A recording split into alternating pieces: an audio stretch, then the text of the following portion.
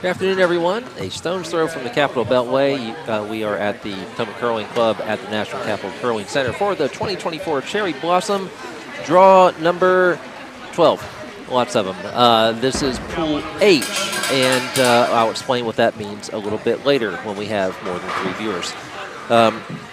Our feature game is Charlotte and Friends. They are from Charlotte, Potomac, and Ardsley versus Long Island. They are from Long Island. Our co-feature is on sheet C. That is going to be Curl Down for What? From Columbus versus Broomstones 2. They are from Broomstones, which is in Boston. On the outside sheets, Plan B, Triangle, and versus Swiss Margarita. That is from Switzerland, Potomac, and Mississauga, and also representing the Margarita Curling Club. So a very cosmopolitan group there. Sheet D, Sleeping Beauties from Brooklyn Lakeside versus Body by Broomstacking. I like that one, Broomstones. These are teams that have not yet won a game. However, teams that win and get enough, win enough ends and score enough points can still make it into the E event. Is that clear? Good. Because you can explain it to me later. I'm Bo Dewar. I'm here with Dylan Klinsky. And our first shots are underway. And we are, as maybe relevant for the shot that was just thrown, we are using the no-tick rule and 5-rock rule and pretty much every other rule there is.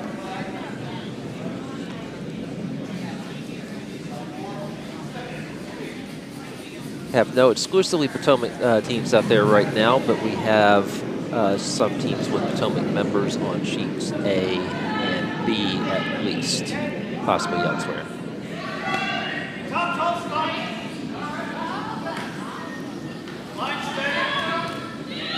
Our feature game, this one looks like it might be going a smidge too heavy. Dylan can chime in on thoughts with this, but our ice, we have been, a very impressive fall while delivering on sheet A, and it looks like it's actually going to be a decent shot. It's not always the way.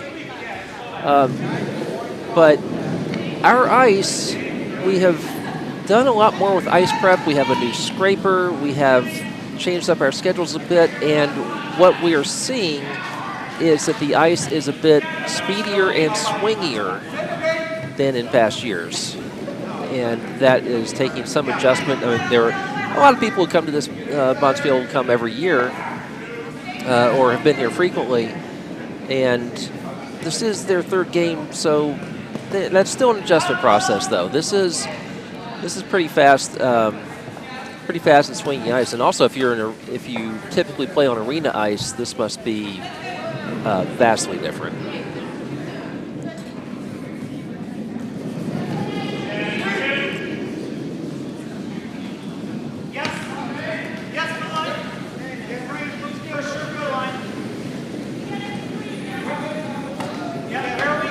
Up to 5 viewers now. Let us know where you're from, and we will try to let you know what is going on. Second draw attempt from Charlotte and Friends. Considerable improvement from the first. That one buried pretty nicely. Top 12. The call for Long Island is simply to draw past it. I've become a little bit familiar with Long Island because my daughter goes to college there. So I'm very familiar with the Belt Parkway, having spent many an hour on that parkway. The term parkway is in fact quite apt as opposed to a freeway, which would not be.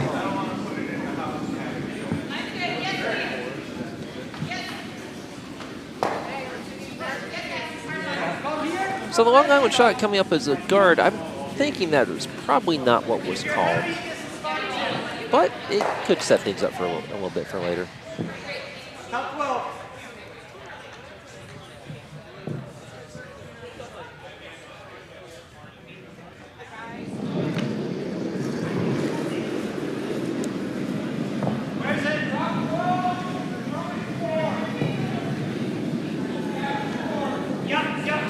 I think this shot coming from Charlotte and Friends is looking a bit heavy. Or not. Looks like it's actually going to hold up fairly nicely. Yeah. Okay.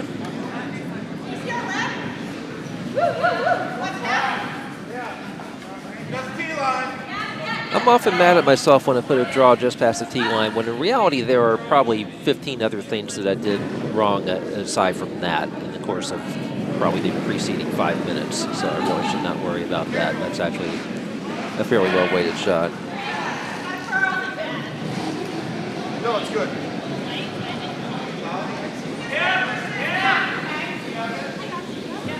This one hanging out a little bit wider than Long Island would want to, trying to carve it over, but it's not quite going to get there. And so now that draw from Charlotte and Friends looking even better. That should be behind guard pretty well, is it not? It is.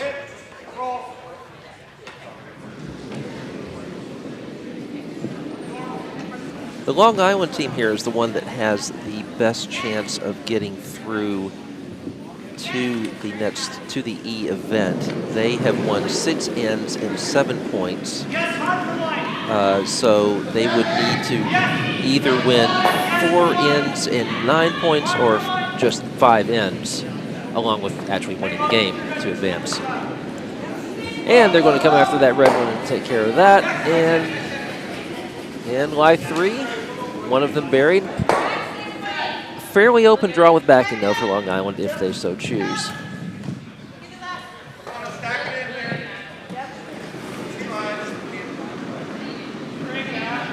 Our co-feature on sheet C is proceeding slightly faster. I think they actually got started maybe a rock or 2 sooner.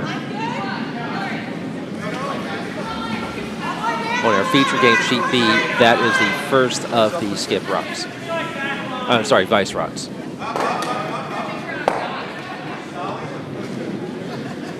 They do indeed try to draw with backing, or a heavy draw, and that's where it lands. Charlotte and Friends could choose to follow that down and do exactly the same thing. But it looks like he wants it to stay right there. Easiest shot in curling, right? The freeze? I don't know about that. I don't know about that at all. I think if I've ever made a truly successful freeze, I would immediately toss away my shoes and retire on the spot. I'd say I'd never top that. So. This though actually looks pretty well. No, it just went off a bit and rolls out somewhat open.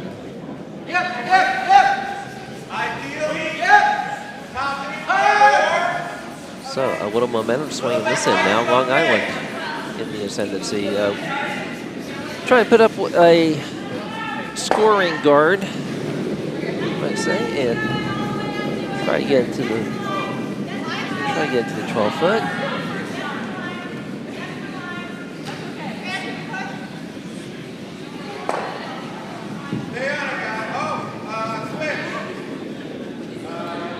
This one looks like it's starting to curl just a bit too much on them, which is something that has been happening to us all on this ice if you're not used to it. I've been told it helps the throw with a little more rotation on this ice. Yeah, our ice is really punishing if you have a light handle. So I think I've been getting slightly better at that, but it's an adjustment.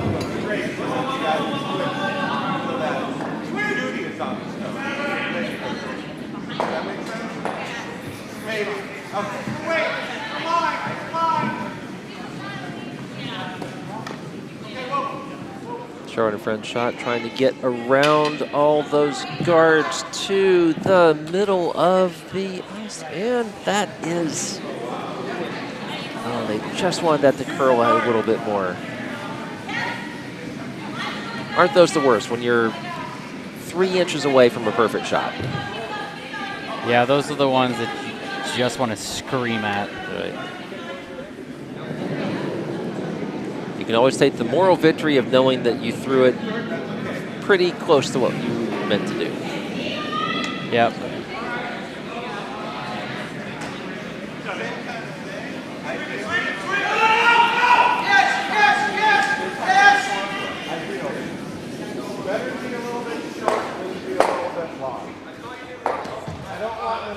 I assume those were not two opposing skips yelling at each other, no, no, no, yes, yes, yes. I think that would be in violation of the spirit of curling. Always could be the vice and the skip on the same team. I've been on one of those teams before, yes. I think most of us have. Yep.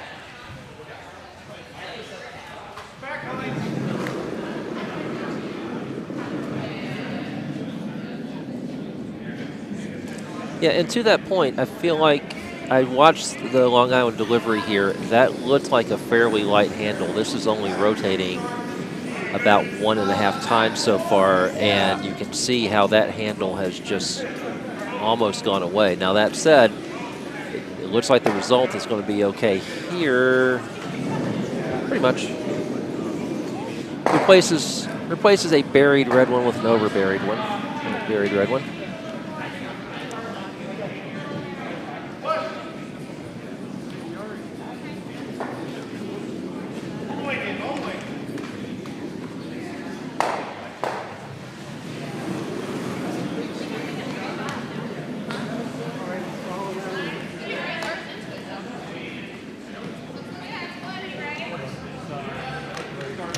All of our sheets are on skip rods right now.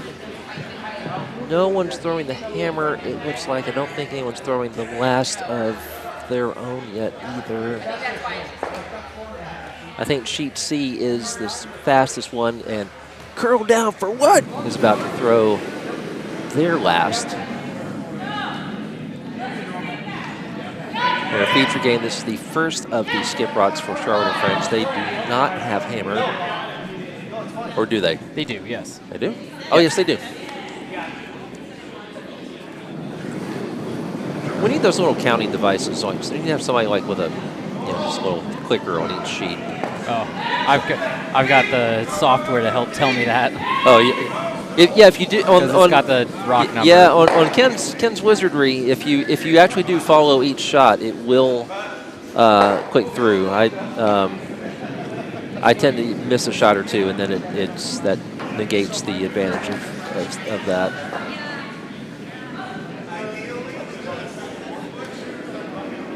Right, so Long Island, in fact. I believe those are New York Islanders colors. Yep, they are. Yes, they are. Their former arena visible from my daughter's freshman year dorm room. We can't, if we pop our own, we don't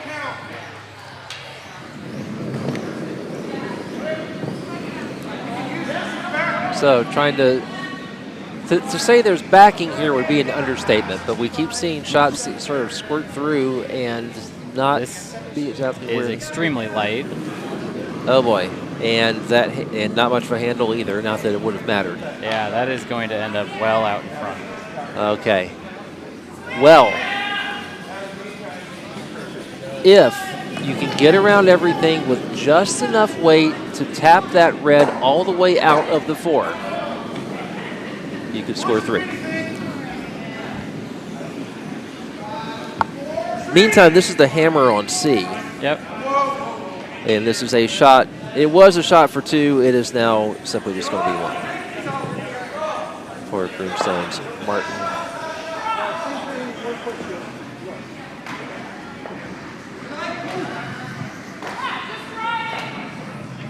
Nice first shot.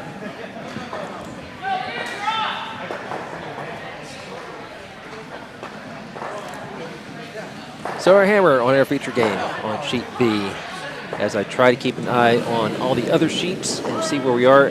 Hammer on A and D are lined up to go next, but sheet B, the hammer is on the way.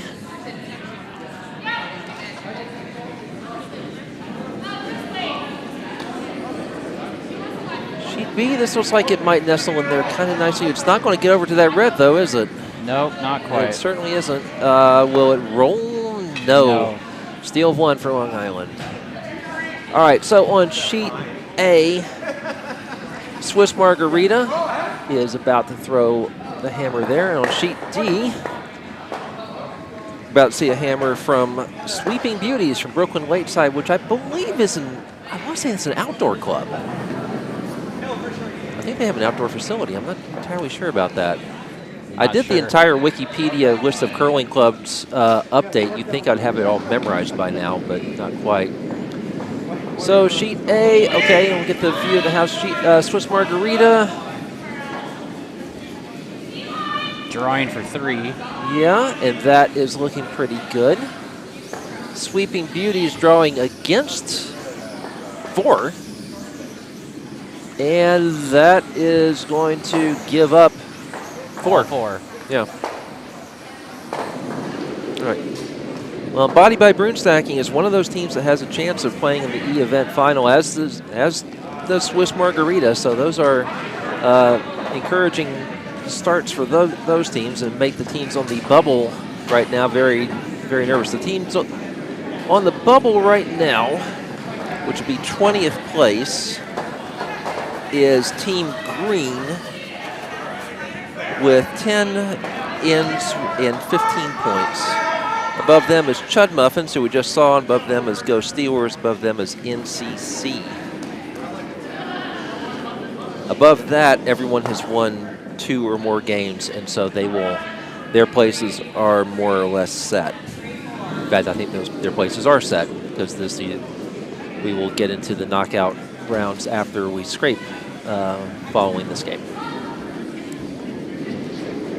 Yeah, our next slate of games is at 7, so we'll have a good hour and a half to get a scrape, get dinner. Yep. After this set, after this draw. I might be able to make it home on the Beltway by then. We'll see. Depends on. I know that I hear the rain has stopped. Yes, it has. Okay, which means that people might be driving slightly less like idiots. That might be optimistic of me, though. I mean, this is DC. Yes. Aren't they always driving like idiots, even when it's But perfect? I don't know. there are degrees, though. Yeah. There are degrees. That you have, if there is a dusting of snow in the woods 100 yards from the Beltway, that means some people will drive 35 miles an hour just in case they hit, because they don't really understand what black ice actually is. So Mindy just chatted that she drove from Annandale to Kensington, and she said traffic wasn't that bad. All right. Mindy, like me, has been going through college admissions this week. Or in recent weeks, I guess.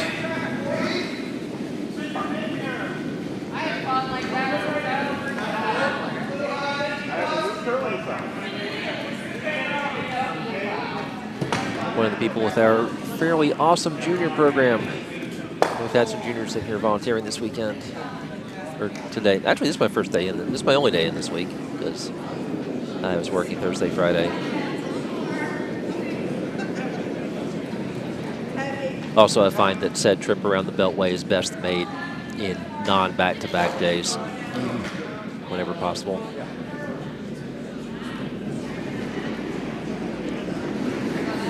About 35 minutes, Mindy says, from Annandale to Kensington. Okay. Yeah. Okay. So you came across the Legion Bridge then, I guess. Yeah, because I went through a spell where it seemed like every day that I drove into Maryland, which between curling and music was a lot, there was always an accident on one side or the other of the bridge. It was pretty horrible. Going to your point there, that there are a lot of idiots in the DC area driving.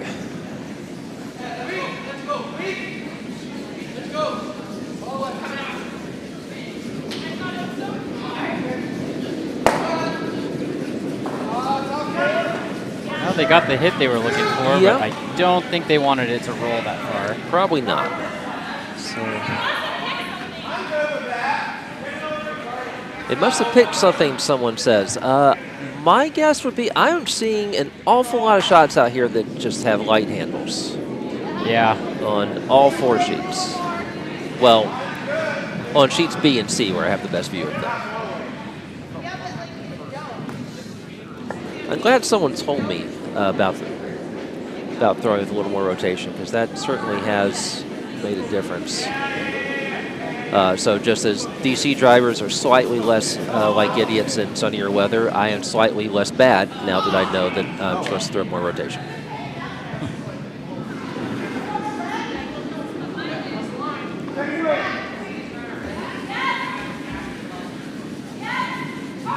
I actually played this event last year.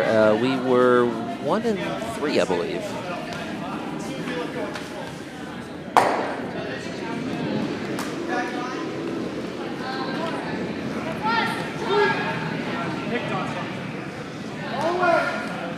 All the houses looking pretty open right now. We did have one end in the last game what looked like a doubles game. In fact, sheet B is now completely open. There are some guards out front.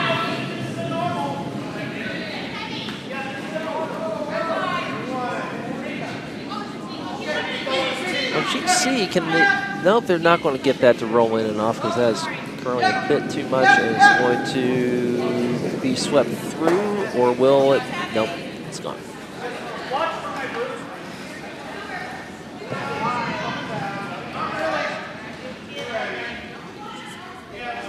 Wow, look at that one dive.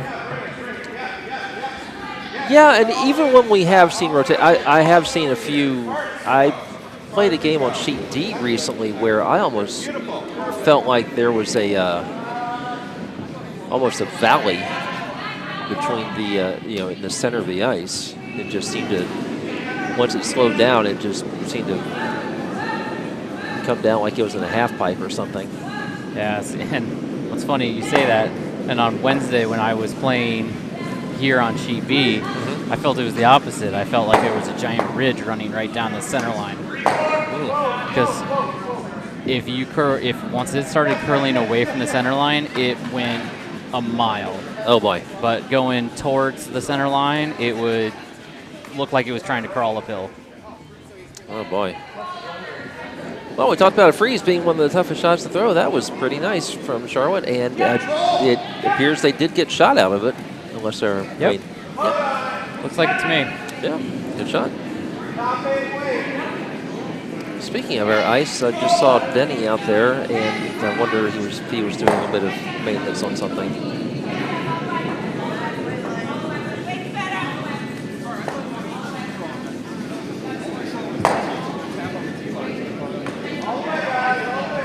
Awful lot of sweeping going on for the shot from Long Island, but I don't think it's going to be enough. Yeah, it's a light handle again. It is. And a lightweight. Yep.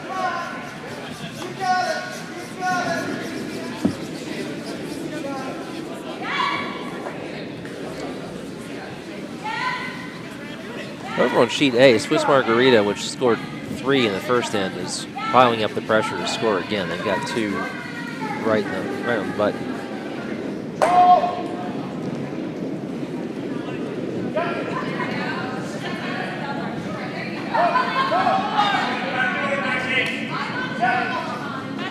Sheet C coming straight down the pike and make that one go away. Job 1 is done. Not sure they wouldn't have minded a little roll in regard, but I don't think they seem to mind that shot either.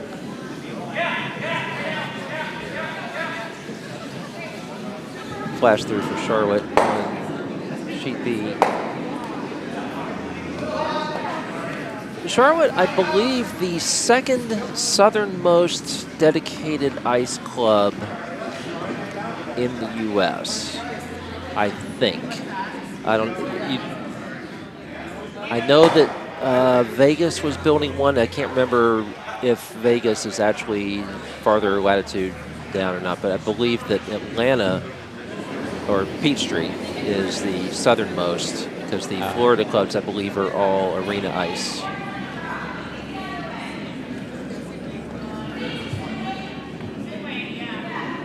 Trade of hits on C. Right on the nose again.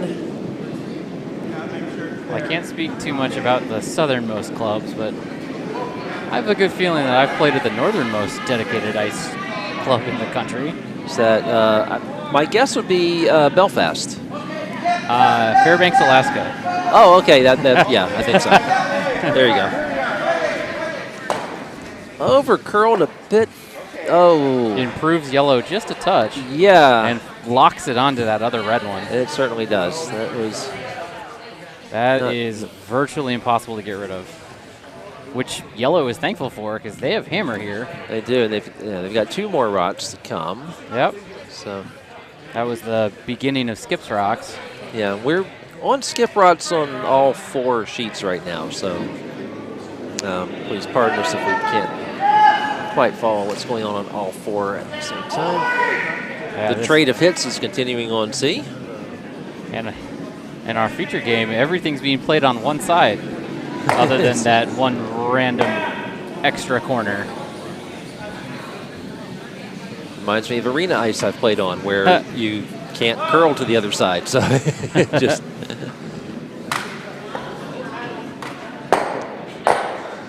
extra corner, super corner. What would you call that being that far out in the corner? Oh, let's see. Extra corner, super corner. Well, being kind of a cricket fan who doesn't quite understand all the lingo, I would refer to that as silly gulch. Okay. Yeah. Which I believe is a cricket position. I have no idea if that's where it actually is. I know pretty much nothing about cricket. So. We are co-hosting the World Cup. Oh. Yeah. India, Pakistan is going to be in New York. I was told by a Pakistani friend of mine that tickets are incredibly expensive. I didn't know that there was anywhere to play cricket in the U.S. at all. Was that 3 yellow? 4 and C, I believe? Did not see it. Yeah. We will see what they hang. There are places to play. There actually are some places in the D.C. area. There's a big soccer field in Oakton, Virginia that has a wicket in the middle of it, so you can just sort of sketch in an oval that is just kind of dots around it, so you can play there. Maryland Soccerplex had one nearby for a while. Lake Fairfax Park in Reston has one, I believe. Of course, that's not where they'll be playing. They'll be playing these probably in converted stadiums of some kind. Too much weight. Sheep C suddenly playing at a much faster clip than everybody else because we are still very much in skip rods on B. Can this come in and actually dislodge that yellow? No, but still not shot, is it? Nope, it's still yellow. Yeah. But can yellow score 2 without a very precise draw right here? They basically have to get a either touching or very close to the button to get 2. Because they certainly don't want to touch any of those reds and any of the rods that are in there and mess things up. And you were right. It was 3 yellow on sheet C. Okay.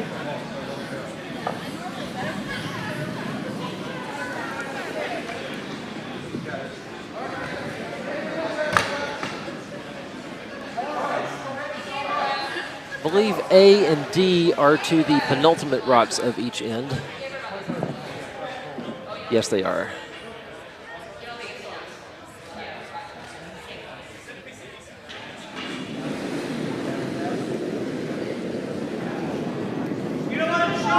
My first impression of this shot on sheet B is that is way wide.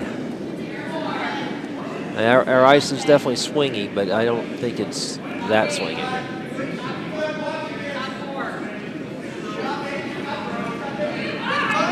And it's heavy anyway. So that should be one. They're not, yeah. One yellow. To tie our game up.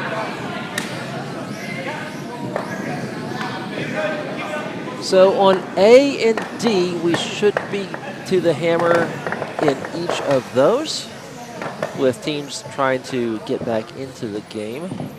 Plan B and Sweeping Beauties.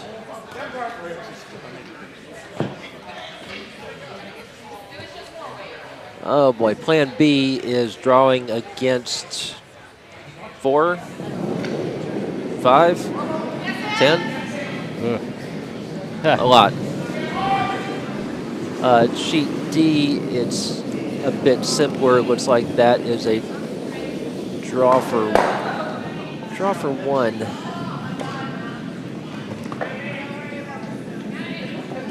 Yeah. All right, nice run back attempt for Plan B on sheet A. That'll be 4 for you. But it's going to be 4 yellow. I admire the effort. I like what I call the Saturday morning hero shot. You know, just try something impossible.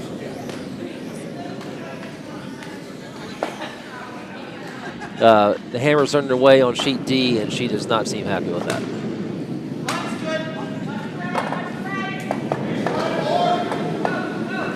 It's only a draw against 1 here, but... Oh, boy. No. That, I think, just turned it into 2. I think you're right. It's definitely 1, but that definitely looks like 2 to me.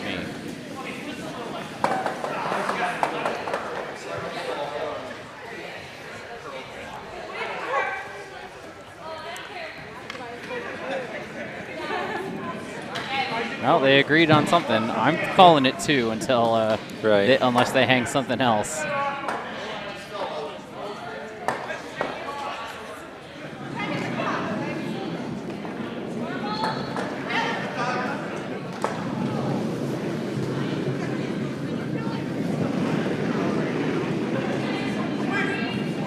I'm going to try to keep track of the number of ends that each team has won so that I can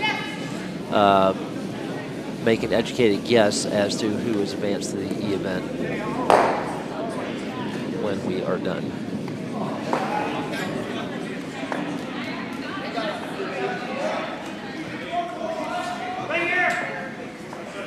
Just a little deep, says John Hale. Yep.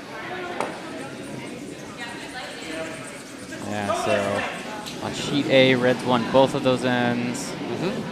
On our feature, each team has won 1. Correct. On sheet C, yellow has actually won. Each team's won 1. I don't know that I would necessarily say 1 point is winning. Usually that's counted as a loss. Oh, I think for purposes of what they're counting here, I think just scoring in an end. Oh, okay. I think. Right, I know what you mean in terms of hammer efficiency and so forth, or skins games. So. Yeah, because most of the time I see it when they're talking about ends 1, they're saying at least 2 with hammer. Yeah, or get the blank. That's technically an end that you win. And then if you don't have hammer, you win if you get the force. Sure. Or if you get the steal. Yeah. On sheet D, they did agree to 2. So.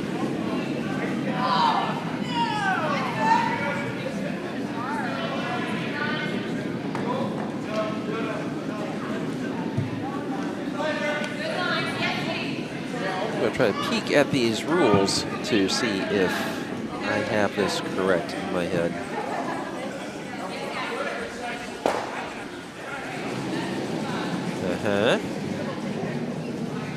The party of the first part says to the party of the second part, can't fool me, there is no sanity clause.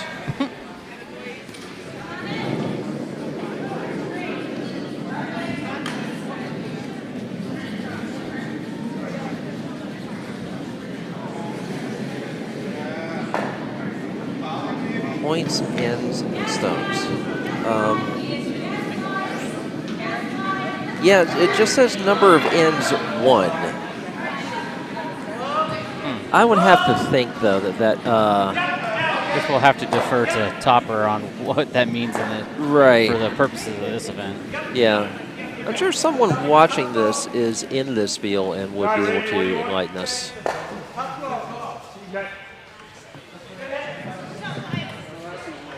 Not yet.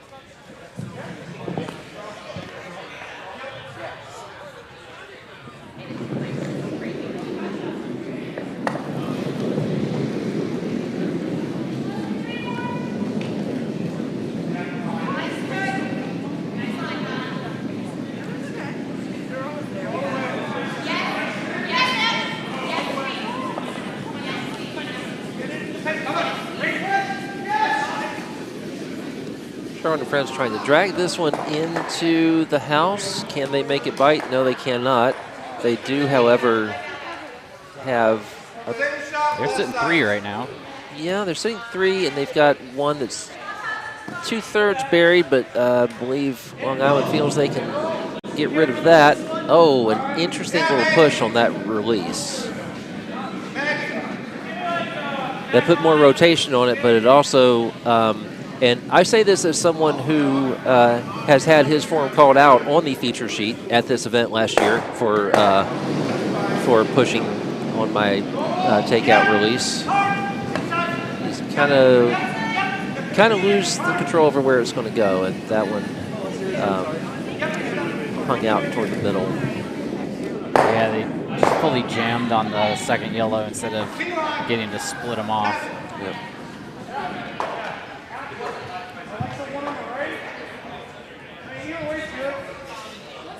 Last year's Cherry Blossom, I actually kind of got free coaching on the webcast, so it was kind of cool. Went back and watched it later and had a good critique of my form. And I was told my slide was okay, which was encouraging because I knew the things I was messing up. It was nice to know that the slide itself was not that bad.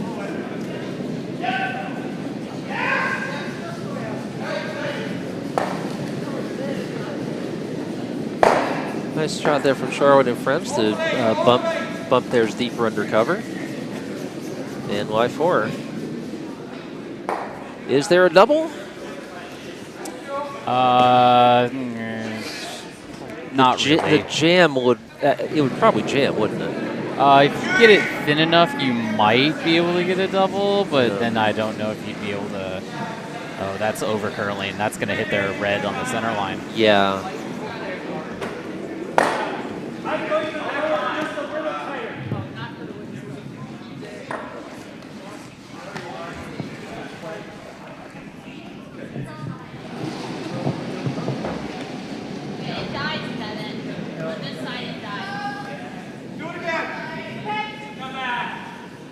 I don't know if I would do that. I wouldn't get that greedy. I would just throw the guard out front. On B? Yeah, I would. I mean, they're threatening currently a 4-point steal. I don't know that I would get too greedy here and try to promote another one to life 5. This seems well wide. Is it wide enough to bump into that red, or no? It's going. Oh, it's diving. It's going to dive and bump. Yeah, my goodness. That actually looked like it had a decent handle on it. It got way out there, and sometimes that puts an additional push on it to move it sideways. Yeah. It seems like. So they kind of inadvertently did what I thought they should have done. Should be, you know, what I was thinking was about another foot higher than that, but. Well, that probably gets the job done, though. Yeah, I mean, the line is usually a little more important than the depth a lot of times, but. Right. Speaking of line, here's another one that, boy, it diving sideways. It certainly did. Okay, so is that one in the 8-foot open at least? Yes. Okay. See where we stand at each of the ends.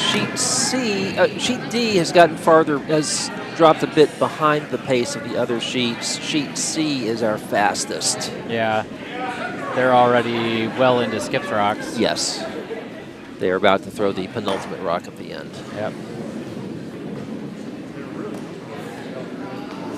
Definitely our fast game on sheet C. Not that that's a bad thing. Nope. Means they get to play as many ends as they can fit in. Yeah. In the last draw, 3 games got into 8 ends, and the one that did not, after 7, I believe the score was 16-4. Oh. Or something. 16. It was 16 to something.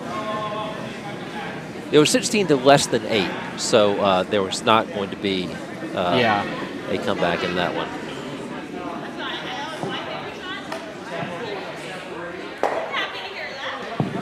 I have been on the receiving end of that score in the Bonspiel. Actually, no. I think my team in that spiel, in all 3 games, we held the opposition to 14. And I think we scored a total of 3 between the 3 games. I think one of the games is 14-0. What's the highest amount of points you've given up in a single end? In a single end? I think I gave up 6, and I made a brilliant shot to keep it from 7. Okay. Because it was one of the first times I was skipping, and a good friend, Keith Wood, advising me, kept telling me to have my team draw instead of hit, and I kept saying, Keith, they've got 2 rods in the house. Keith, they've got 3 rods in the house. Keith, they've got 4 rods in the house. And by the time I got up there, Keith, they had 7 rods in the house. And I had to tap one of mine in there to outcount things and also get rid of one of theirs. And I did that, but I needed to have a little less weight on it because it tapped theirs out of play so that when the hammer came down behind me, it was able to, it didn't have to worry about backing. It could just take mine all the way out. Yep. So I think I wound up giving up 6. And again, if I had not made that shot before that, at least to get that rock out through a narrow port, it would have been 7. How about you? Have you ever given up 7 or 8? No, I think mine is also 6. In a Bonspiel up at Fairbanks. This would have been, gosh, it would have been 7, 8 years ago now. Oh boy, was that hammer on C, and did they just bump that yellow one even farther in? Oh, looks like something dug. You can see the line in the ice. That one dug in. But it is definitely... I think it's definitely 2. Yeah. It's 2. Yeah, it's 2 yellow. And I think, that's got to be 2, because the one that we're looking at that's just to the left of 12 o'clock is... That's the number 1 red. Yeah, and I think and that's... the number 3 yellow that's right here at the 6 o'clock is too far back. Yeah, I think that's got to be 2. So they're not moving them. They're fixing what was the shot rock, wiping off the bottom. Because you can see the line in the ice right through the forefoot. Right here, you can see it, and I know it's hard to explain it to the viewers. Yeah, I can see exactly where you're pointing. Yeah. So they're still keeping some rocks in place. Yeah, they're bringing out. Oh, they're going to do a 3-rock measure. Oh boy. But it's definitely red. I don't. Yeah, but.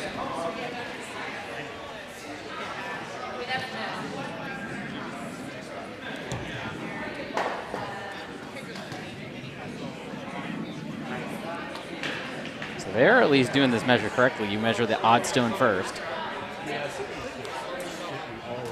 I was not aware of that. I wonder if it was, that way you can make easy calls on the other 2, whether they're in or out. Yeah. Well, that went pretty quickly. Yeah. So.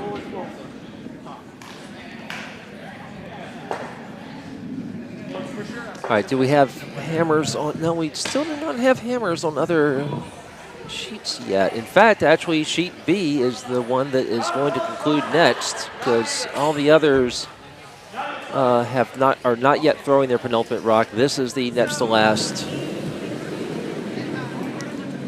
on B.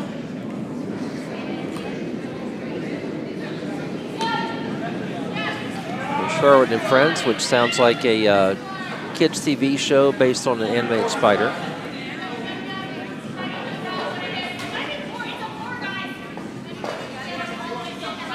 they both teams on this sheet are just these shots are curling way more than they're expecting.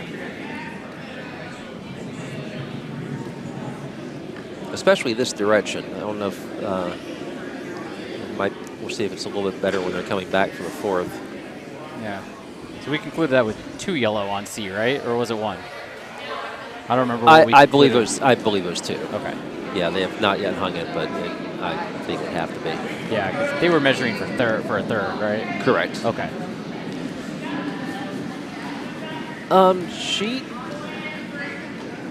Sheet A, they're throwing. Did they change their order? No, I guess not. Okay. I think she just took off her. Took off her jacket? Yeah, took off her jacket. So.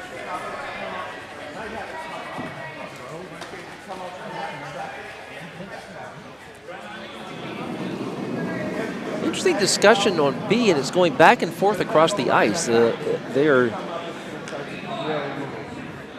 In fact, I'm not really sure who he's talking to. I don't hear a particularly loud voice there. Maybe trying to encourage the sweepers. Please help me with this. What's the shot here, though?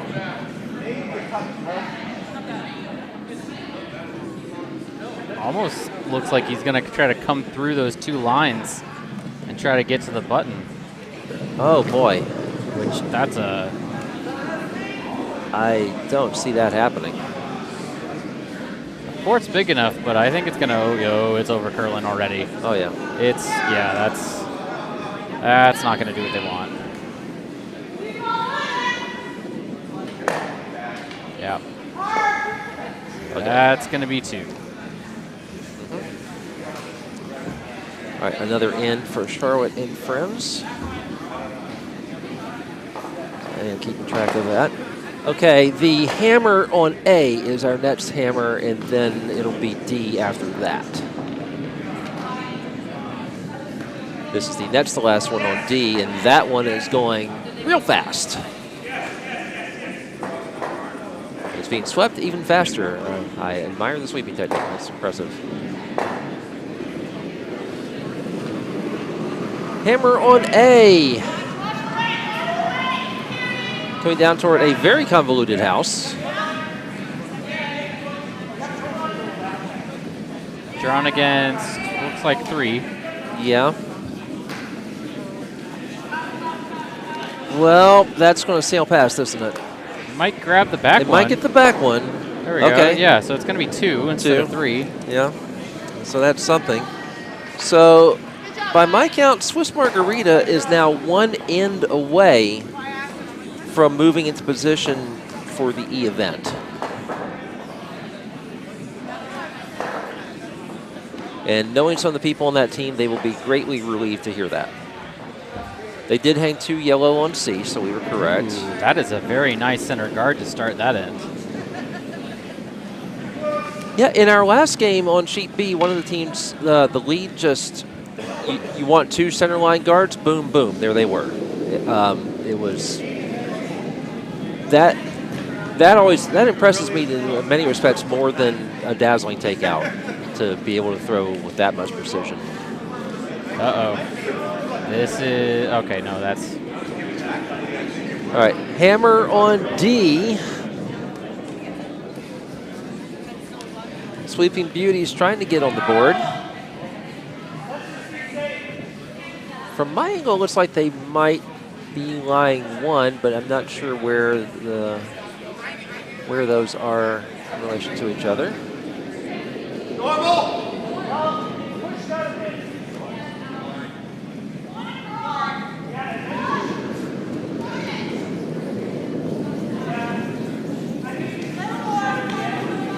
All right, hammer on D, and they must not be. Or are they trying to take out along the wall? They are. I think this might hit the wall though. Oh no, it's not going to hit the wall. It's going to be a flash. Oh boy. I don't know why they would have gone for that. Well, I guess they were going for a little bit of an in-off. Yeah, you catch the inside of it and just get roll with even just a couple of inches. You can get a second one in there. All right, Sweeping Beauties takes one in. And again, if you're watching at home and you can confirm that when they say ends one, they mean simply scored. They mean simply scored in that end rather than scored 2 points with hammer or force without. Oh no. I think that, yeah, that's going to be hogged. Yep, light shot, light handle.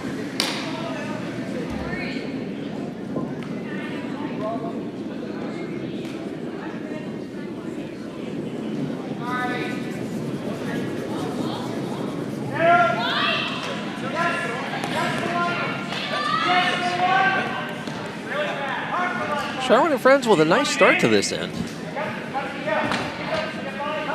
Good center line guard, one that's not quite buried behind it, but close enough to make them think about it. And they've got another shot coming in here.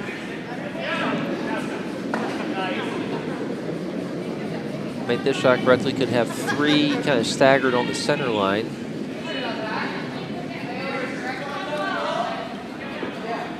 This looks light, though, for where they want it to be. Or not. Oh, my. Wow. Right. Oh, my. Yeah, indeed. Touching the button. Very nice. Yeah. Even swingier than I expected, and I've been watching a couple of games now on this. Sometimes it just seems like teams know how to take care of, like some teams will really have it figured out on what to do if they don't have the hammer, and they get really good at stealing. But then when they get the hammer, they're just like, oh, what do we do now? And they struggle to give the hammer back. Right. Speaking as someone whose Cap League team had that problem this year, we could steal, I won't say at will, but we did pretty well at stealing. But once they gave us the hammer, boy, sometimes we had a hard time giving it back.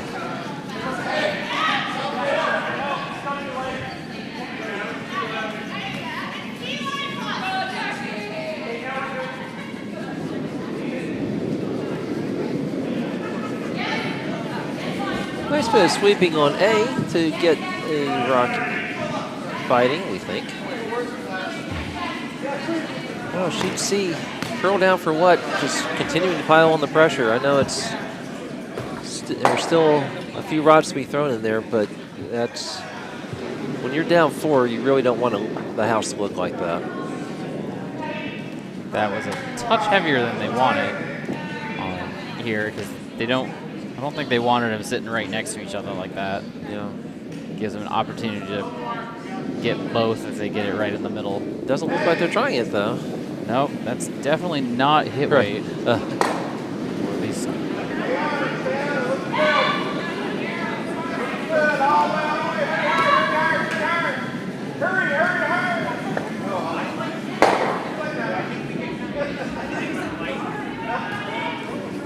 That one had a lot of rotation on it, but it still curled. It did, yeah.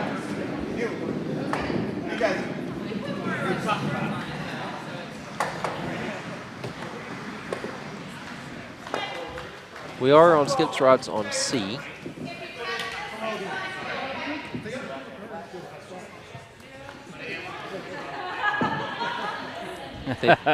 What's that? Our skips on B and A are standing right next to each other, and they even gave each other a little hug. No.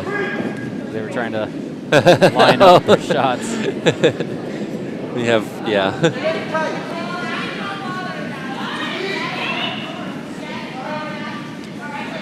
We're going to have a hogstone on B, I believe. Yeah. Yeah. That is working as hard as they can, but no, that's not going to go.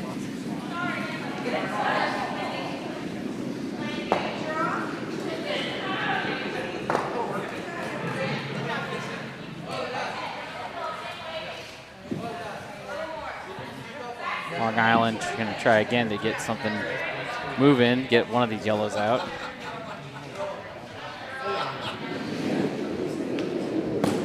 Oh, that's got a little bit more weight to it. Yeah, it's just not going to hit anything. I mean, it might nick the back one if it curls a little bit. No. But no, that's... No.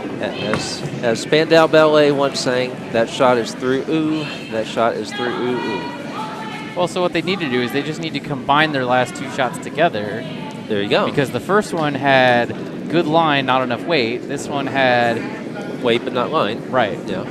So put them together and you'll have one really good rock. Yeah. That's how it works. Just like if you took about 5 different shots of mine, and on one of them I did not push it. On another one, my line was good. On another one, the weight was, yeah. So take about 5 of my shots. You could add up to one decent one. Well, now they've built a yellow wall on sheet B. I don't know, do you still look at the possibility of just like flinging it right in the middle of those two and just opening up what you can? I mean, of course, your red would stick. I think with this one, because they're on rock number 6, I think you do. You try to open something up, and then if you can't get anything moving or something doesn't go right, then with your skips, then you start trying to get the draw and cut it down.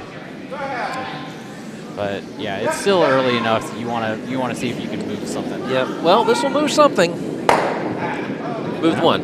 Okay. Okay. But that also now gives them a chance for. It does. Yeah. Promote. Yeah. Yeah. Yeah. Nothing really wrong with that. No, that was a good choice of a shot. Yeah. Got a flash on sheet A, where again, it's just Swiss Margarita really piling up the rocks now. Yeah. And Team Martin on C is about to throw the hammer against 3 yellows that are all in the 4-foot with a very narrow window to draw it in. They can get to the, if they can get around that yellow guard that's on the center line, they can get it right into the button and use, because the yellow ones are right around the back. Yeah. They can get to the button, but that's still really tight. Yeah. But yeah, the backing certainly helps. yeah, I would not want to try to. it's still intimidating to look at. Oh, it is. Yeah. And so much of this game is psychological. So that's. We were talking in the earlier sessions about the psychological impact of throwing toward one of the walls in here, and of course, actually, there's a physical impact a little bit as well. Sheet C is okay. They're going to get it past the guard. Does it have enough to get there? Oh my gosh, it does. Nice. Very nicely done. Excellent draw.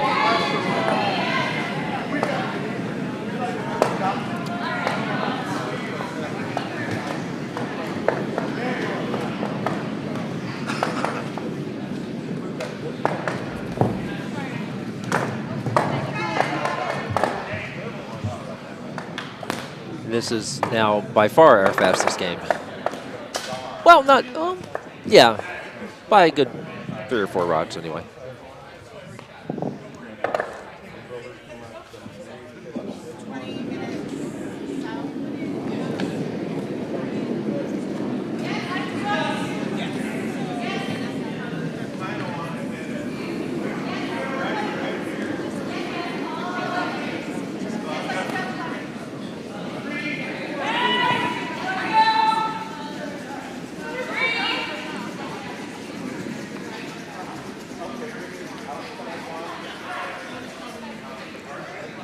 So Long Island is looking to get a lot of yellow moving here.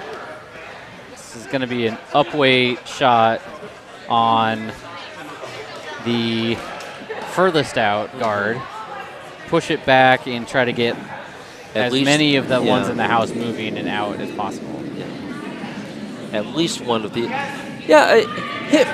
hit right. At least one of the yellows should get out of the house.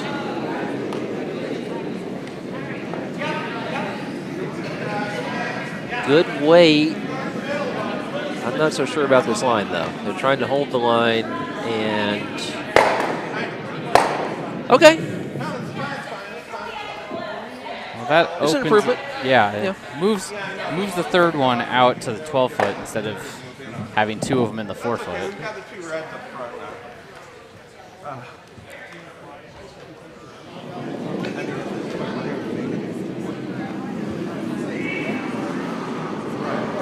Sheets A and D are still on skip rods, but not on the hammer yet. Third to last rock on sheet A.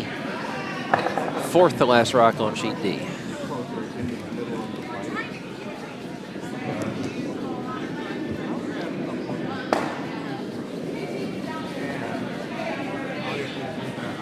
And this will be our last rock on B. Or no, next to last. And it looks like they've changed their mind about this call. Were they trying to hit first? I'm not sure. I thought that's where she was lined up before. Yeah. I think they just want to sink another one in there. And Yeah, I think that's defensible. yeah. Because they're sitting 3, including one that's almost on the button. This is a hard one to get for Long Island right now. Well, it sure is, yeah. And Charlotte and Friends is trying to make it just that much harder. And the run back is really the only shot I see. And that's definitely not the ice that's being given, so. Oh, well, no, this isn't. Oh, Yeah. for Long Island, sorry. Yeah.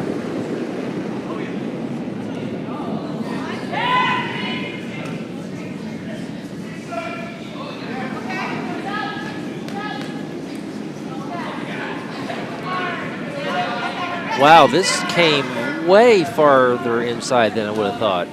Or was the idea to guard this the whole time? You know, I'm not entirely sure what the actual end goal was, but that does make it harder to get that yellow one, the shot rock out. Yeah, because the run back, it looks like from here, there would be a very narrow window to get that. You have to send the red almost directly straight back in order not to clip that yellow guard that just got thrown. Right. They're posing for drinks for Charlotte and Friends.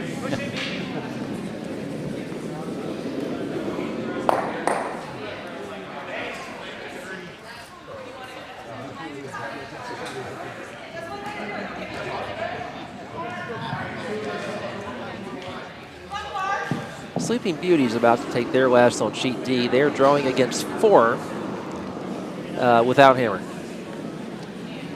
Sheet A, this is hammer. And they are drawing against, I think, 1? Or do they have 1? Against 1. Yeah. I think. Yeah. And, oh, it looks like, Oh. gear. Nope, not quite the Just gear one. effect. So, But they get on the board. They're on the board. They've won an end.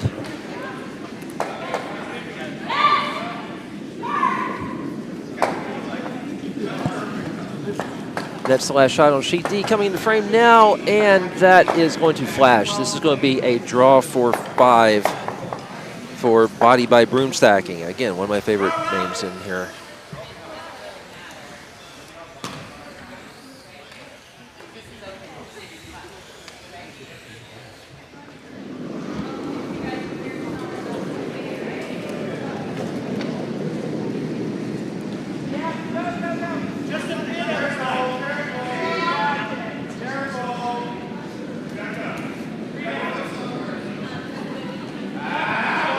Are we already to the hammer on B?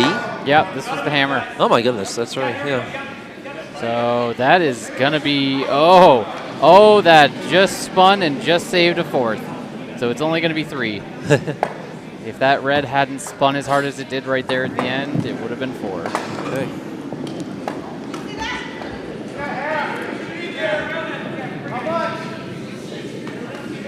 Hammer on D. All they have to do is touch paint. I don't know if that's going to happen. No, they're giving up on it. Definitely not. Nope. Okay, but that is still 4 for body by Broomstones. So.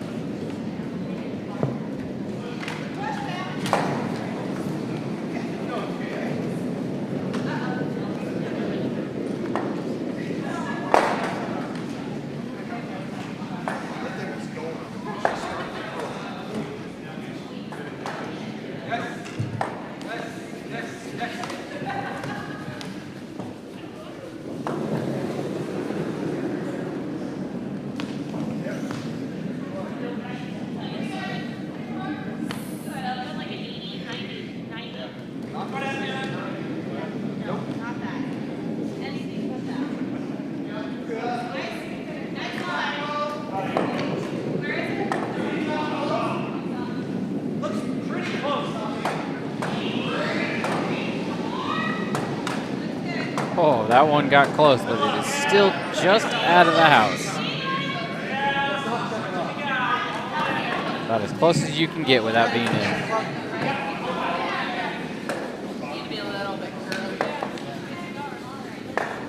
It's almost close enough that I'd want to grab the biter bar, take a measure on it, just to be safe, because sometimes the rings are not exactly the right size. The biter bar is what actually determines. And this is going to be a no-tick rule violation. Yep. All right, so are they going to not? No, apparently they're not going to do anything with it, which is permissible. The yellow skip can elect to leave them as they lie, though. I don't know if I would have done that in this case, but. Just off center's fine here, too. Okay.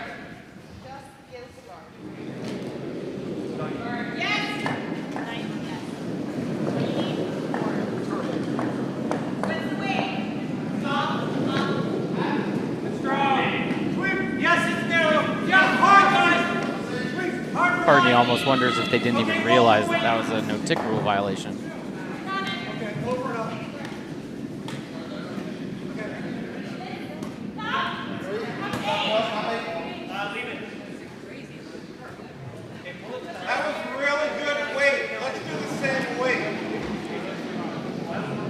All right, so you missed yellow throw, a very nice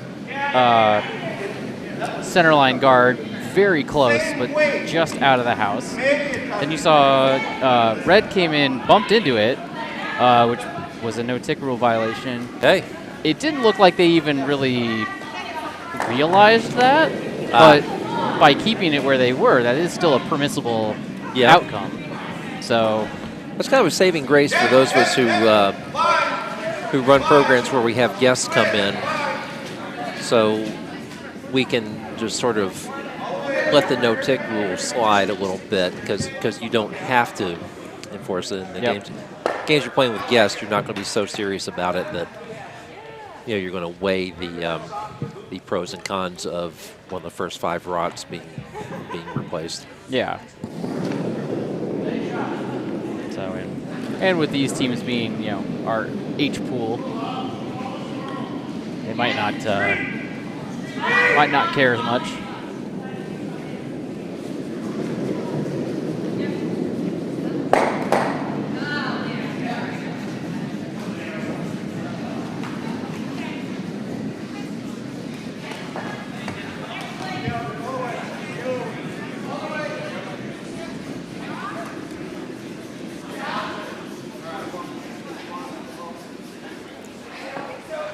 And again, these shots are diving on them a little bit, coming up a little short. Yep. You're full again.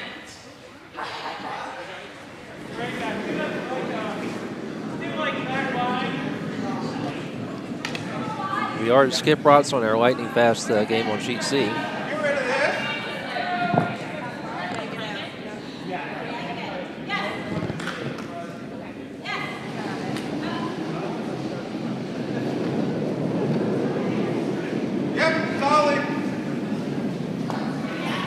based on time, I'm going to assume that that game is maybe our only one that gets to 8.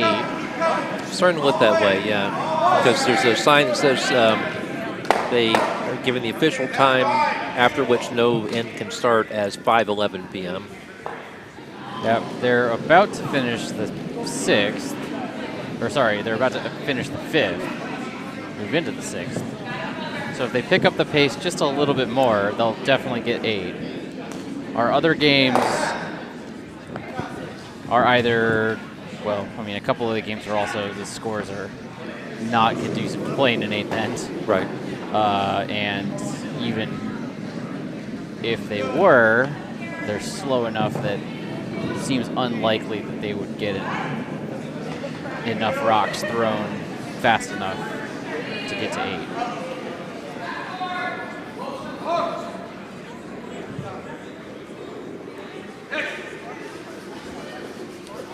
Oh, that is an excellent guard right there. Same thing. Good depth, perfect line. Those nerdy statisticians would probably say that was 100%. I started thinking once about, recently about how I would grade one of my own games, and it was very depressing, so I stopped thinking about it. Yeah, I need to stop thinking about that too, because I routinely find myself thinking, gosh, I'm only like maybe 25%.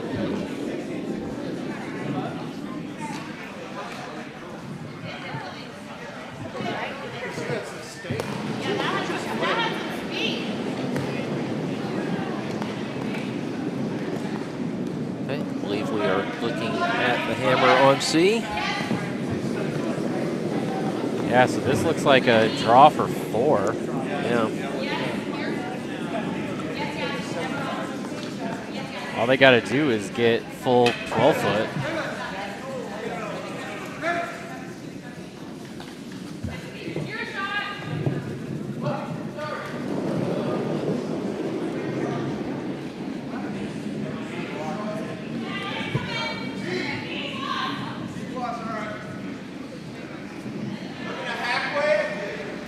Looks okay if it doesn't dive. Oh, this is looking very nice. Yep. Yeah, that's going to be 4. Yep. Very good.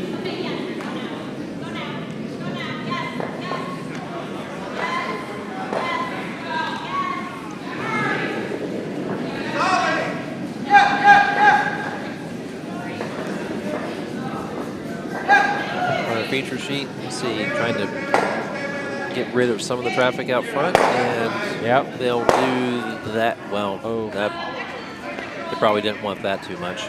Nope.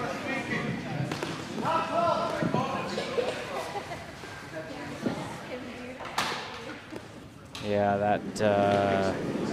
that bounce off of the other one really was not what they wanted.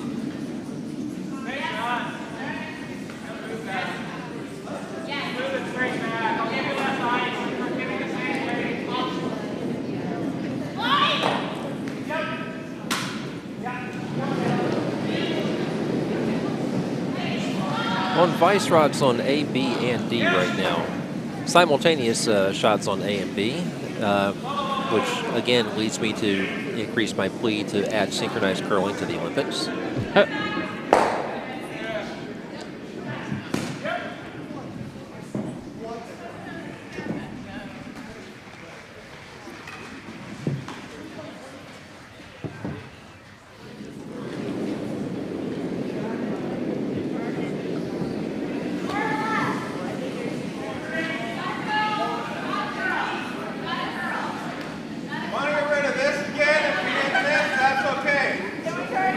Well, the suspense of remaining in these games is that on A and D, Swiss Margarita embodied by broom stacking want to win another end,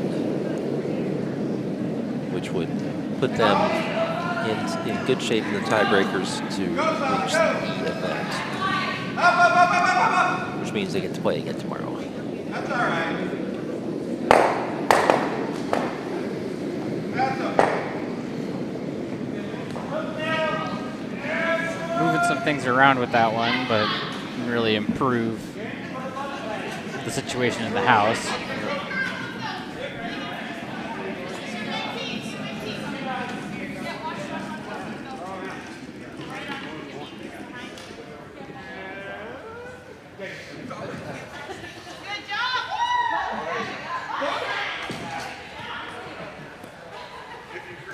Nice little celebration over a shot that's on the button on C.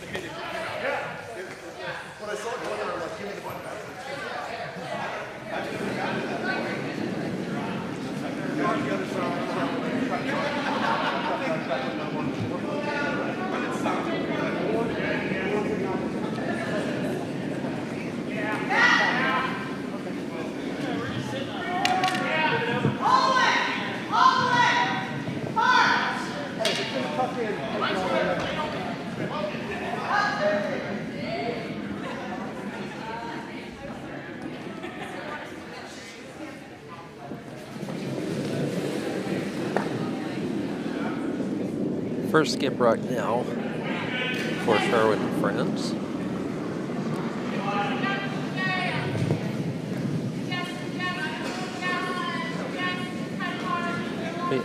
Almost impossible to hurt this situation for them. And they create a little bit more width to the nasty guards up front. So Mindy was asking for a score update across all of our sheets. So here's what we got going on all of them up the top. It's 9-1 Swiss Margarita over Plan B.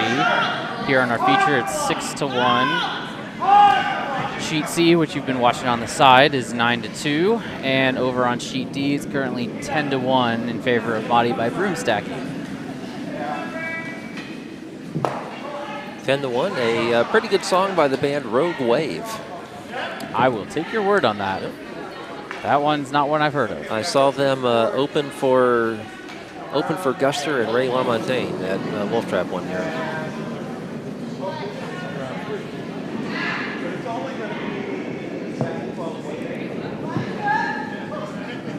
And we are on skip rods on A, where there's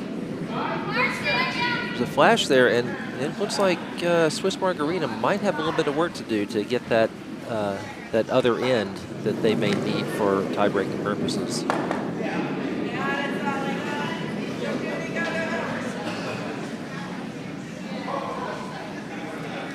On sheet C, I don't think Curl Down for What was in particularly good shape to get through the tiebreakers, but I'm going to check that out in a little bit.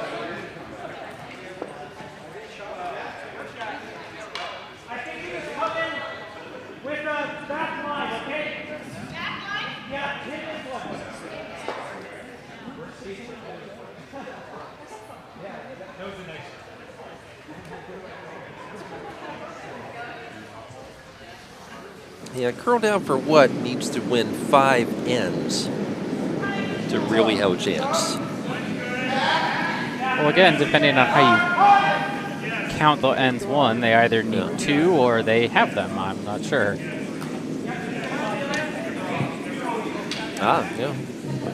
Because if getting the force counts as winning the end, then they've got their 5.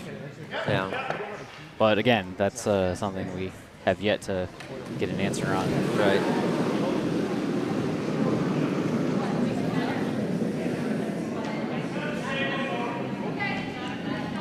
I think everyone who is planning to play this evening in this event is currently asleep and not watching the not watching the webcast.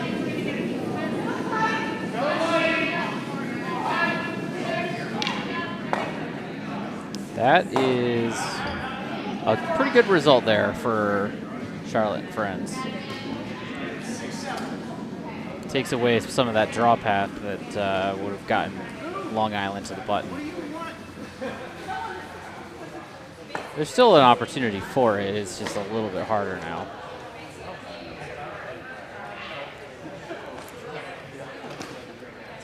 Well, we've got 3 sheets lining up a hammer at the same time. A, B, and D.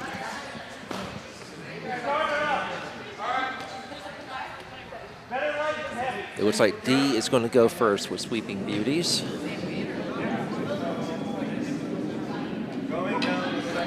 So Sweeping Beauty's currently sitting 4. Oh. Looking to add a 5th. If they can touch 8 with this one. Ooh, it's got to come down a little bit. I think it will. Oh, it's going to get the rub. Yeah. Yep, there it is. That is a 5 for Sweeping Beauties. Very nice. That's a big one to get them back in this game a little bit. Hammer coming in on A now. Oh, Swiss Margarita is line 1 already. So they're shooting for 2. Got to curl a little bit. Ooh, not quite. Not quite. But that's 1 for Swiss Margarita. That's 1, but that's, again, assuming we're using the definition of 1 as scored, then that should provide them all of the tiebreakers they need to advance the E event. And B, it's going to be 1 for Charlotte and France. 1 for sure. Which means Charlotte and France has now won 4 ends, but is that going to get them through?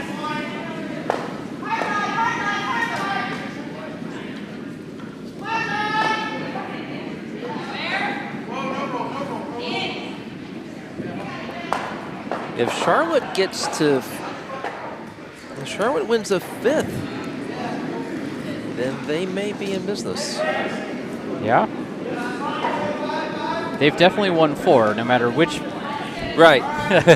However you slice it. Yeah, because the first 2 ends ended up, each team won one of those ends, regardless of which definition you use. Right. And then, yeah, so Charlotte is looking like, you know, if they can get points, you know, one more time.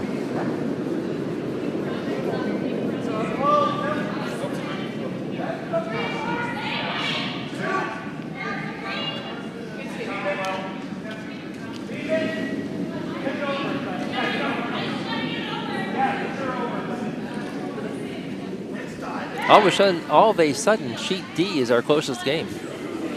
Yeah.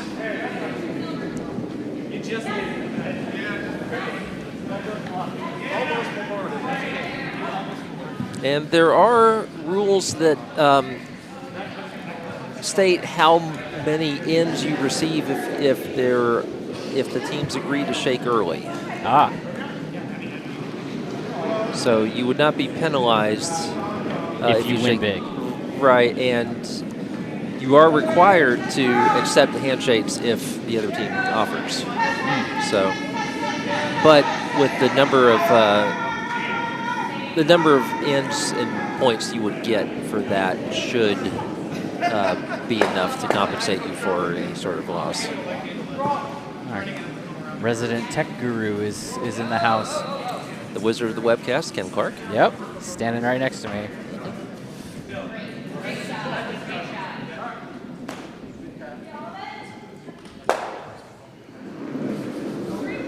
Well, Sheet C keeps flying along on their own skip rocks already on their 6th end.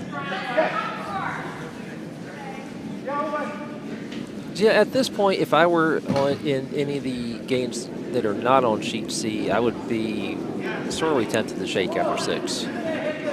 Yeah. Especially since that means you don't have to move rocks back. Yeah, that's definitely true. Right. If you had just thrown the 5th end and you were debating whether to play the 6th, you might just say, let's just throw them. Yep.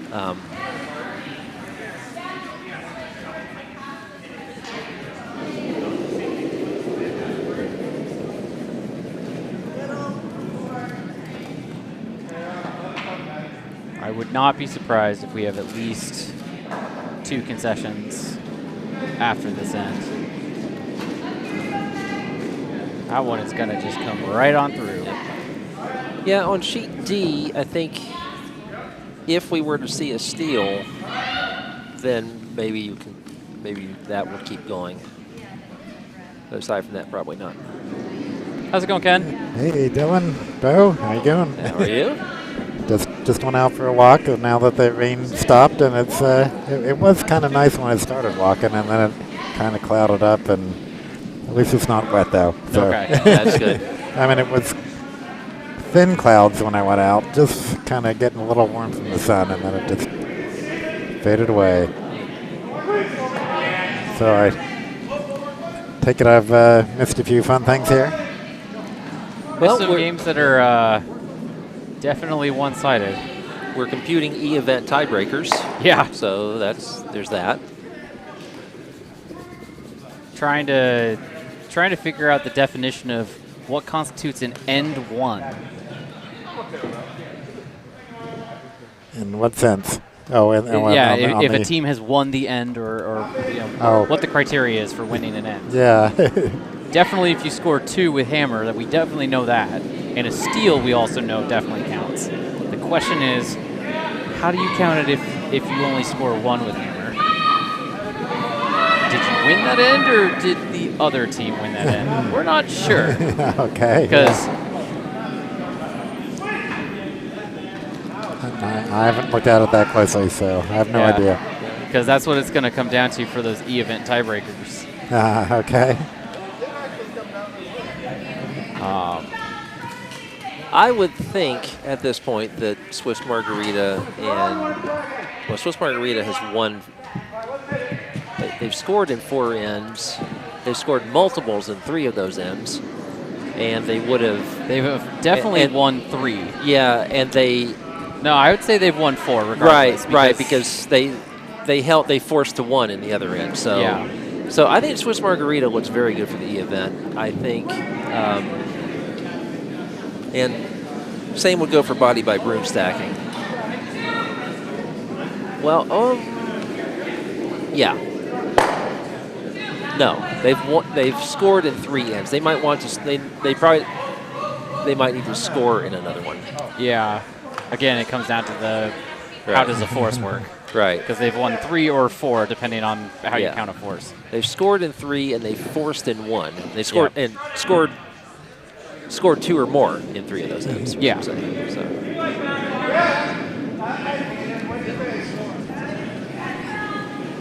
know this is Topper's brother here. Topper's brother playing? Yeah. Oh. Right in front of us. Oh, okay. I saw the name Waters, but I wasn't sure if it was actually Topper's brother.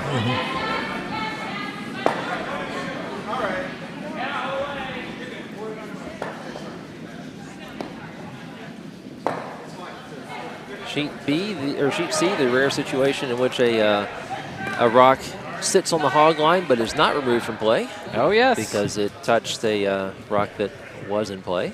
Yep. So the longest possible of long guards. Until someone bumps that one. Until someone bumps that one, that's right. I suppose in theory, you could put your first rock just past the hog line, the next week you hit that one, the next week hit that one, yep, and so on until you're back kind of where the junior house is. Yeah. And those would still be legally in play. Yes, it would. It's one of the weird quirks of the rules of curling. Yeah, I have seen it where you bumped, so there was a rock that was completely 100% past the hog line, or not past the hog line, depending on your point of view. But it looks like, how is that still in play if you just walked in and looked at it? Yeah, exactly. It's like, what in the world? Because the other rocks are gone. It was hit, so there wasn't anything else there. Oh, this one is very wide. It's not going to get out, though. Certainly got now close. No, it came right back. It almost like it went off a bumper. Now it's over curling. Wow. Good grief. My goodness, that just... That curled about 6 feet. Yeah. In a very short amount of time. On sheet C, they're kicking rods away. What did we have? Oh, not looking. Nothing changed, so if it was 1 yellow, it's still 1 yellow. It looked like, I think I saw that there was a yellow, which would make that game 10-2. Yeah, and would give curl down for what? They'd certainly get a win in that one because that would be a scored 1 as a steal. No, they're playing another They're end. going to play another end. Okay. Okay. Oh, red's actually going first. No, red scored. Oh, okay. I guess I was wrong. Okay.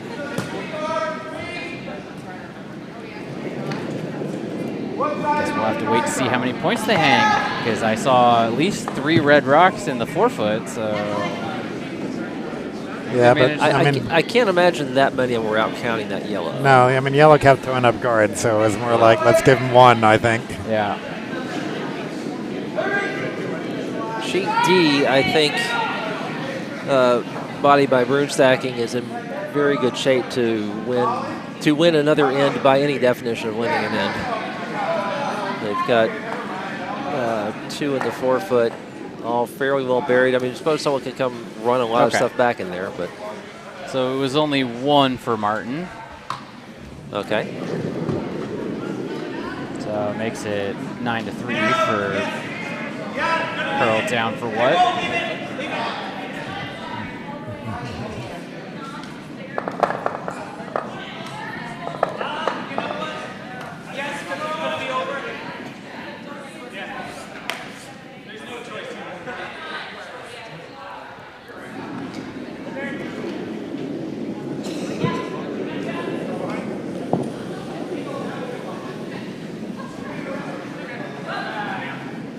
A lot of mess in the sheet D house there. Wow. Yeah, but again, I think it looks pretty good for Red to score in there. Yeah, it's just funny seeing all those rocks there. Yeah, yeah. Looks like Red's sitting 2. Yep, 2. Yeah. Yeah. That is a lot of granite in that house, though. They have hammer, but there are still rocks to be thrown.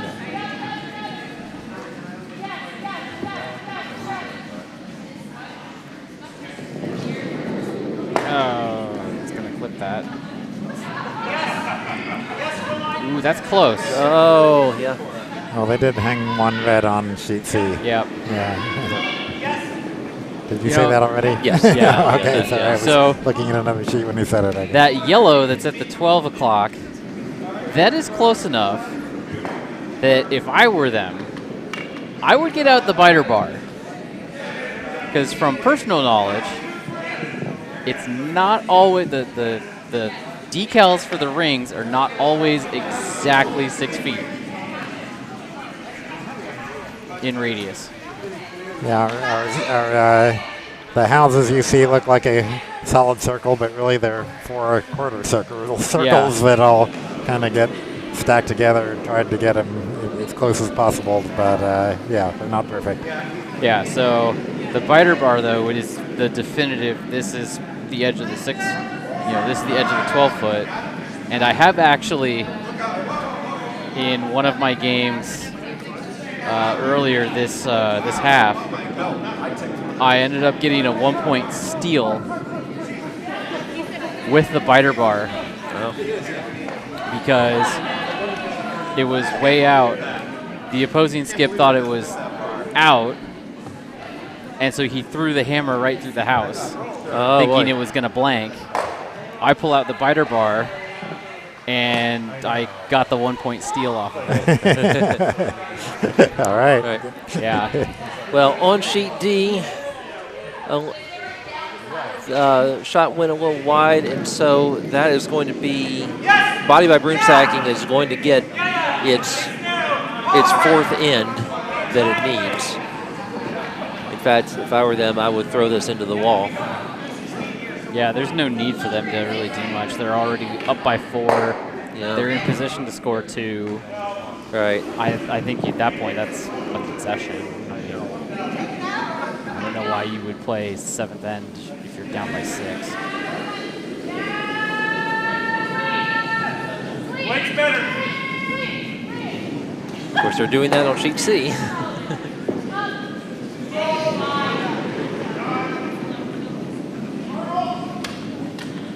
Looks like they're going to hit the red here on sheet B. Think? Not coming back? Yeah. Oh, yeah. Yeah. All right, the hammer on sheet A or sheet D was thrown through. So, yeah, and I believe that's 2 red. Yep, that's definitely 2 red. So, and body by broom stacking wins another end, and I think that probably puts them in the E event semifinals. Still no handshakes. No, the Skip's ready to. Skip's calling the next calling a Senator Yeah, card. So. This is, you know. That is an interesting decision.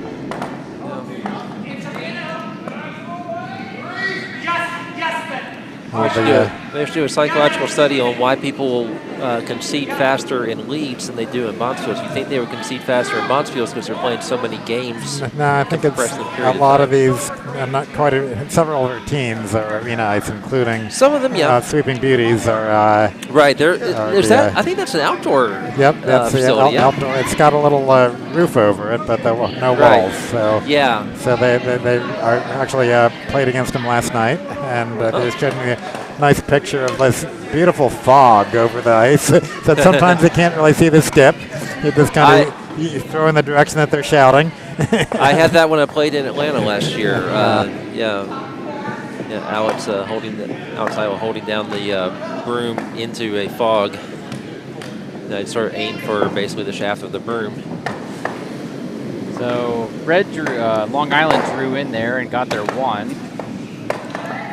in the 6th.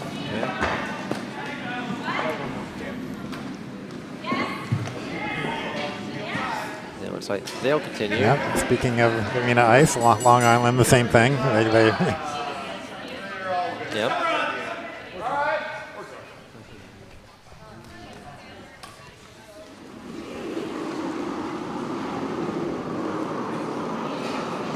I think they just don't want me to go home. I think that's why they continue to play.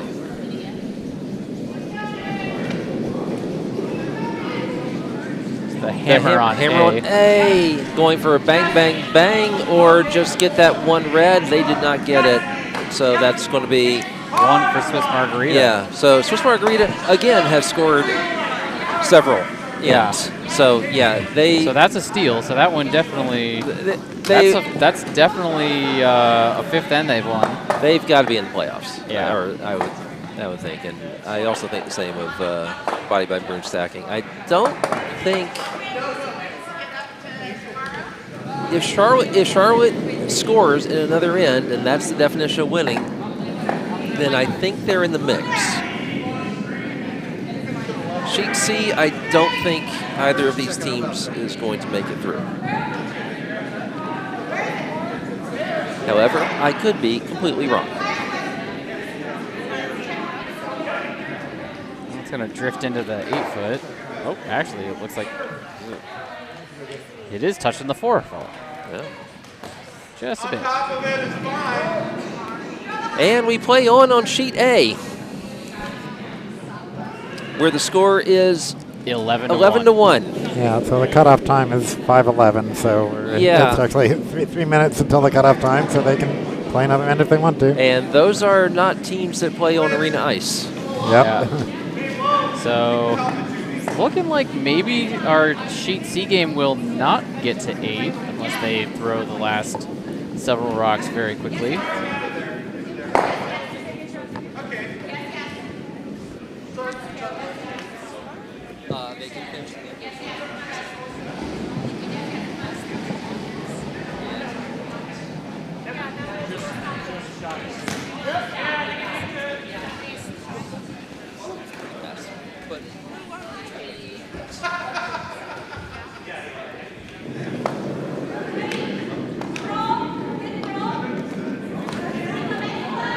So we are watching for when these games become mathematically impossible to change the result.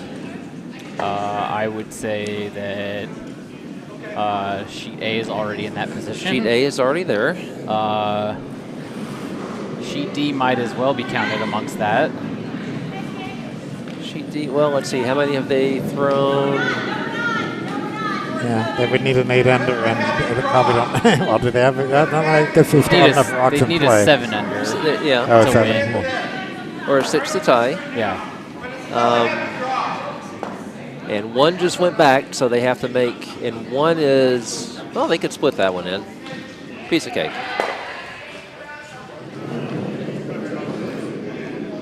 Sheet C, do we have enough red rods out of play for that to be mathematically possible? Yes, we do. Sheet C, congratulations, Curl Down, for what they've won. Sheet A, congratulations to Swiss Margarita. They have won.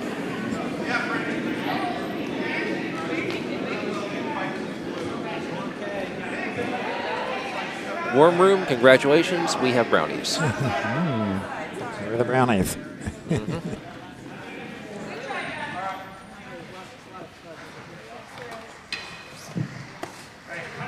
Well, we're on skip rods on C. They have 1 minute. 1 minute, so this is, yep. So we were looking at the last end for each one of these. But this is, I think, yeah, this is still Skip's first for Curl Down for what? Yeah. So I don't think there's a chance they can get 3 rocks delivered in less than a minute. Right, so everybody is going to have to kick their rods back down the ice. Yep.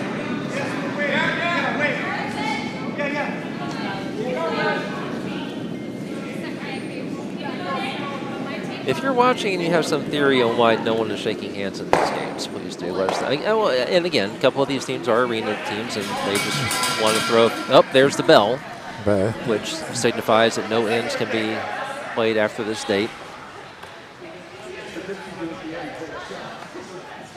Yeah, I mean, maybe they just want to be nice to the other team who's trying to get another winning end in or something. Well, except there are rules stating how many that you get a certain number of ends credited to you if one team shakes hands. Oh, okay. So I don't think that's a factor, but maybe they're doing it anyway. Maybe some teams just don't want to leave it to chance or leave it to that clause of the rules.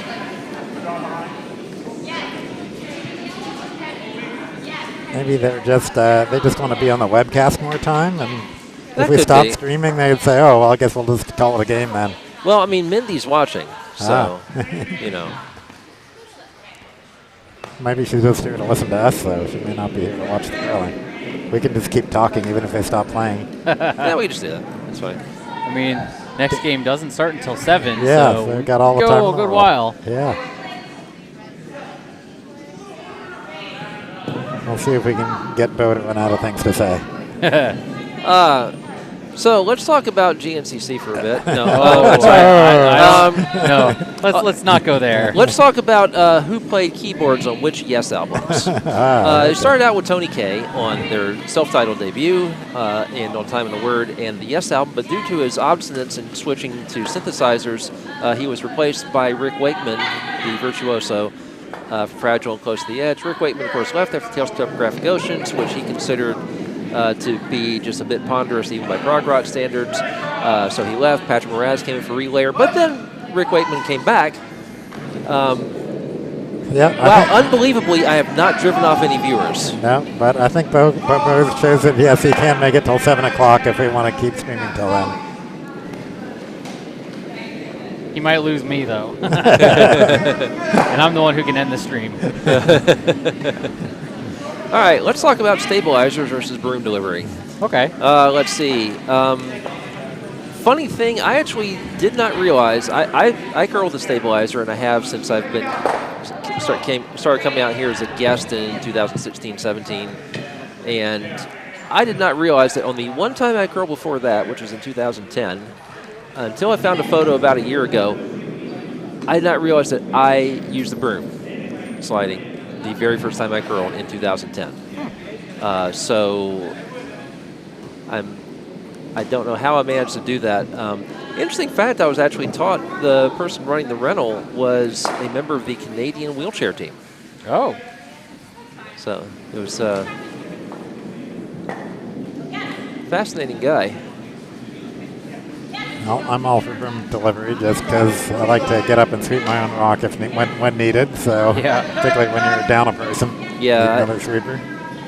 And the other thing is good. I like to tell people that, some people ask, should I, what do I do first? Learn the broom delivery or get the curling shoes? Well, if you do broom delivery when you first get your shoes, It makes it a lot easier to get up at the end because you got your broom to help you get back without you shuffling back and forth with. Because it takes a while to learn to walk on a slider. Yep. Yeah, I am a very awkward slider walker myself. But by the same token, I don't know how sturdy I would feel getting up and sweeping my own rock, especially on a slider foot. Oh, I see handshakes on sheet C. Yep. So there's the 1 point for yellow. Let's close out that. All right, which means they may have scored in 4 ends, which I don't think is enough for them. But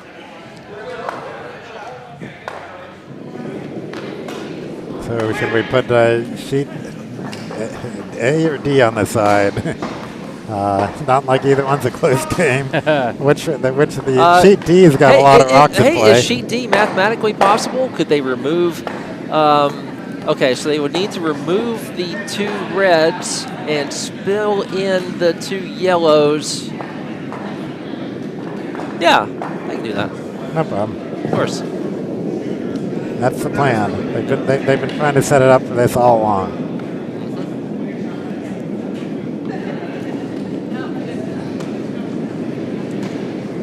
So Rick Wakeman came back from one of their best albums of the Classic period, going for the 1, but that was followed by another one that did not do so well called Tormado, and then the band broke up essentially in trying to record the next album.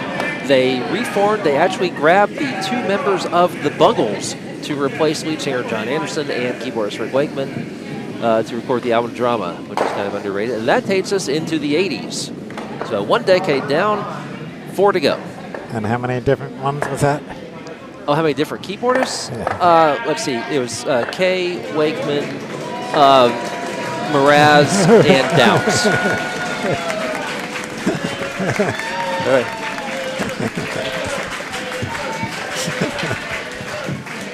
Okay.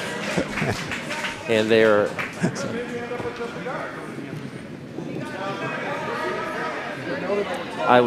I heard someone announcing what that round of applause was for, but I'm not really sure what it was. Nothing. It was just to embarrass them. Oh, okay.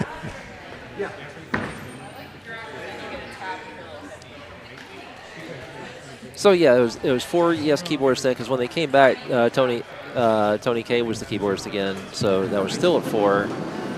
They wound up bringing in a guy named Igor Korishin for a couple of albums, so that would be 5. Oliver Wakeman actually played at one point. That was 6. So not counting touring keyboardists, I believe the grand total is 6.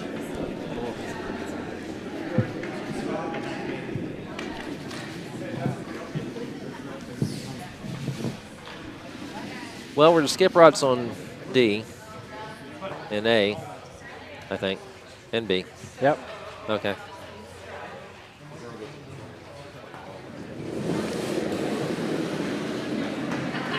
$17 people still watching this stream. Oh, this is already, woo, that's going to curl well outside. That certainly is. Oh, got a piece and goes all the way out to the side. Yep.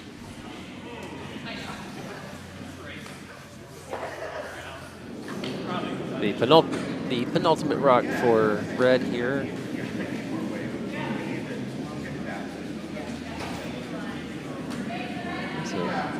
Huh.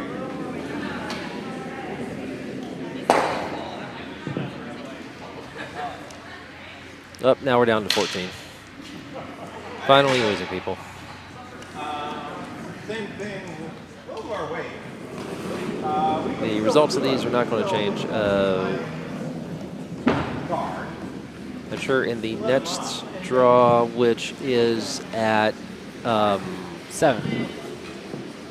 Oh, it's not till 7? Yeah. Oh, okay. Because So they're doing a scrape and doing dinner. a big scrape? Okay. Yep. Well, by then we'll have figured out who's playing tomorrow. Yeah. Or in the E event, that is. Yes. Which of these teams on these sheets right now will be the event, which I am relatively sure would be Swiss Margarita and Body by River Sacking. Well, there's 4 teams that will make the E event. because they're having two. Right. They're having 2 E-event finals, and then they're going to take the 2 winners, and they're going to use tiebreakers to determine which one is actually the E-event winner. Okay. It's the way it was worded on the bracket is a little odd, right, but not we won't necessarily have 4 teams from this draw. No, get it there because I do think that they've gotten that they have knocked off 2 teams that were on the bubble from prior draws. Yeah, from the last draw, that is. So, if my calculations are correct. Yeah, I think this is the first time we've had an E event that I can remember. I threw one into. Did I throw one into the Batesville? I think I did. Okay. And essentially, it's just, hey, there's a little bit of ice left over. Of course, for the Batesville, I had 17 teams. So that draw was interesting. Yeah, that would make it really weird. Yeah, I had some interesting tiebreakers in that. I mean, it was DSC was the tiebreaker, but it was you could win your last game but not advance, which is true here too. Yeah. So. Yeah. So it looks like that the E event will be populated with teams that are seeded or that are ranked 17th to 20th. Correct. In total standings. The C event, which starts, I believe, at 7 o'clock tonight. Yes. Is that is for teams ranked 9 through 16. Yes. Yep. We'll have the quarterfinals will be tonight. Yep. Semifinals at 9 in the morning, along with the E event finals, and then. All right, we have handshakes. Handshakes. So that it looks to be a score of. Actually, hold on. Stop. How many? Are there any rocks? Okay, there's no rocks left. So what's the house look like? And advance the end on that. There we go. That looks like 1 red. Yeah. What we'll call that. Okay. So and they hung the score on A. It'll be 2 more for red. So I think we can safely say they're going to be in the event. Oh, they hung it here. It was only They hung it on B as well. Yep. They hung it on C. So did they hang it on D? It does not appear so, unless yellow scored. I don't know who scored. I don't know. I wasn't looking. All right. But all right. Well, that's going to close out all of our games. Yep. If you're going to be on the Beltway in the next 45 minutes or so, wave. I'll see you there. So again, we have the C event semifinals coming up at 7. Or quarter. Sorry, yes, the C event quarterfinals. I apologize. And so, looks like they've actually populated some of them. So we will have our feature game. Actually, they doesn't say what sheet it is. Yeah, they don't say what sheets they're on. So it's going to be Dunham 2 versus Should We Have Johnson in Her Name. Then we have Cherry Bomb versus Slanger Danger. That's a all Potomac matchup, pretty much. Then we have the P-Town Kittens versus Broomstones 1. And Double Tap versus Kuma Kuma Inu Tora. Right. So they will all play at 7 o'clock tonight. And we will be back for that. In the meantime, the ice crew is going to be busy getting a scrape done, and we're going to get dinner. All right. And I may be home in time to watch that. All right. All right. It's all Dylan? Yep. Bye-bye.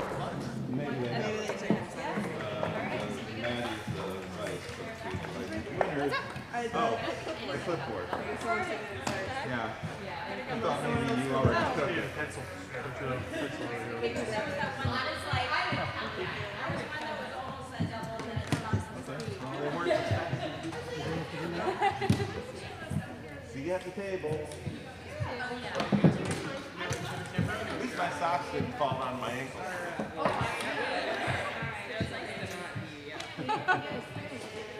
I'll get you a spoon. I'll bring it to the beach tomorrow. It's such a funny, I'm like, the wooden spoon. I love it. Less